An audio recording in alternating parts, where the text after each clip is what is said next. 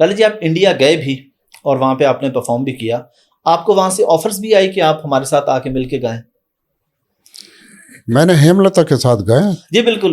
मैं तो सवाल वैसे लोगों के लिए पूछ रहा हूँ, मुझे सारी हाँ, नहीं, मैं इन्फॉर्मेशन है। हेमलता ने मुझे लंदन में मेरी मुलाकात हुई तो उन्होंने मुझे कहा आप मेरे साथ इंडिया चलें, मेरे साथ गाना गाएं। मैंने कहा जी आप अगर पाकिस्तान आना चाहें तो मैं आपको वेलकम करूँगा। और फिर वो मैं आ गया, मेरे को एक हफ्ते बाद वो आ गए। फिर हमने 4 एल्बम इकट्ठे किए। फिर उसके बाद 2-4 दफ़ा मैं गया हूँ उनसे मिलने के लिए, लेकिन वहाँ ऐसा वो नहीं किया मैंने।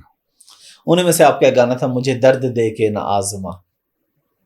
मुझे याद नहीं। हाँ, मैं मुझे बल्कि जब मानचेस्टर में एक दफा हम लोग बैठे थे तो आपको ना किसी ने, अतर आशिक भाई ने शायद किसी ने कहा कि यार ये गाना है लाला जी, इसका दौड़ा जो है तो वो कोई सुना दें।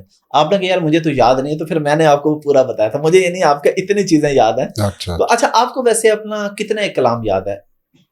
मुझे तो एक लाइन याद नहीं।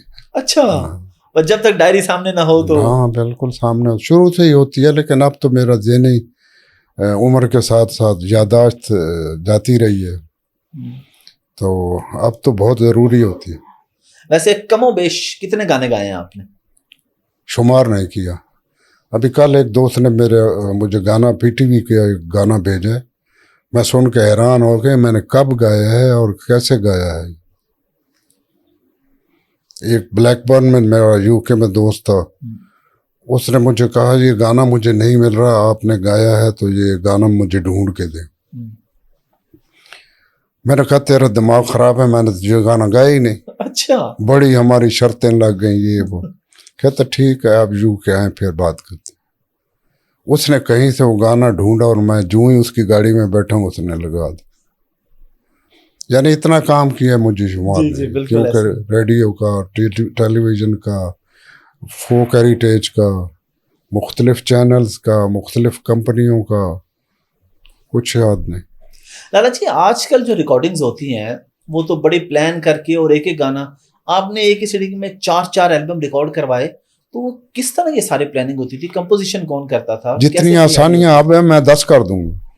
जी जी बिल्कुल, अब तो हर चीज बहुत आसान हो गई। बहुत आसान हो।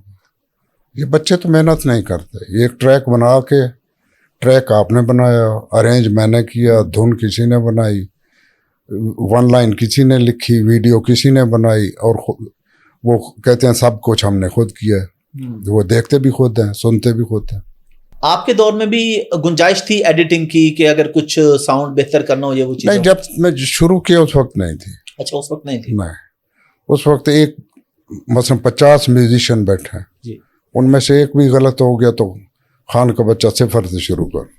अच्छा। हाँ, गलती की कोई गुंजाइश नहीं होती। ये तो अब बाद में ट्रैक सिस्टम आया, पहले 2 ट्रैक आया, फिर 4 ट्रैक आया, फिर 16 ट्रैक आया, फिर 8 ट्रैक आया, फिर अब तो 36 ट्रैक के वो आ गए हैं। और अब तो लैपटॉप ने हर चीज़ को बिगाड़ दिया। उसके साथ एक कीबोर्ड हो, एक इस तरह का माइक हो, वही आप स्टूडियो बना लो। बहुत आसान हो गई। एक लाइन आई ठीक नहीं हुई, कल आके कर लो, कल ठीक नहीं हुई, परसों आके कर लो। वहाँ ऐसी एक जिस दिन स्टूडियो होता था उस दिन जहाँ को 150-200 बंदा इन्वॉल्व हो, और मसला मैडम नूर जहाँ ने आना हो, तो वो प्रोड्यूसर तो मर जाता है अगर एक दिन में काम ना हो तो उस वजह से उसमें गलती की गुंजाइश नहीं होती। हमारे आजकल बहुत सारे सिंगर ऐसे हैं जो कि लिपसिंग करते हैं, तो आपने कभी लिपसिंग नहीं की? हमने अल्लाह उन्हें हिम्मत दे लाइव गाने की। वाकई सही बात है, लाइव गाना। और बल्कि आपके तो इवन जो एल्बम्स रिकॉर्ड हुए उसमें भी अगर आप कहीं पे कुछ भूल गए हैं या आपने गलती से अगला शेर बोलने लगे थे, आपने फिर उसको बॉदर नहीं किया, आपने पीछे से दोबारा आके आपने वो कटवाया भी नहीं, आपने कहा इसको लाइव की सूरत में जाने दो? हाँ बिल्कुल बिल्कुल ऐसा ही है।